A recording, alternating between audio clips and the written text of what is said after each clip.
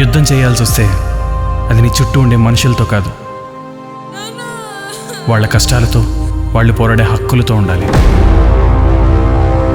రోకు రోకు రోకు రోకు రోకు. మహిళలకు ఉచిత బస్సు ప్రయాణంతో ఉపాధి కోల్పోయిన నరేష్ అనే ఆటో డ్రైవర్ ఉరేసుకుని చనిపోయాడు. ఇవాళ పైకి ఎగరగానే సరికాదు, అంతకి రెట్టింపు కిందకి తొక్కి పడదొప్పుతా నా కొడుకుని. అయినా ఈ ఆటో నీకెందుకు అంత ఇష్టం? ఈ ఆటో మనకి కన్నతల్లి లాంటిదిరా.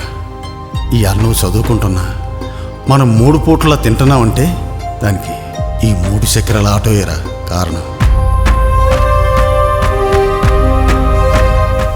దీనమ్మ, నా వల్ల కాదురా ఈ ఆటో నడుపుడు.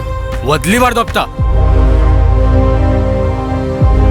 అరే అన్న, నేను చెప్పేది ఏంటంటే మనం ఆటోకే ఓనర్లం, ఆడికి మాత్రం మనం బానిసలం అవుతున్నామే.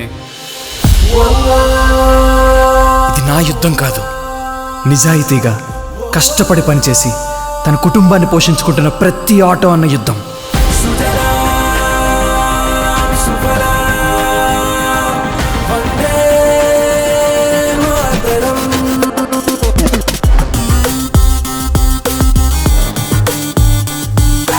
నువ్వు బాగా చదువుకొని మన ఊరికి నాలాంటి ఆటో డ్రైవర్లందరికీ బాగా పనికొచ్చే ఒక మంచి పని చేసి పెట్టరా.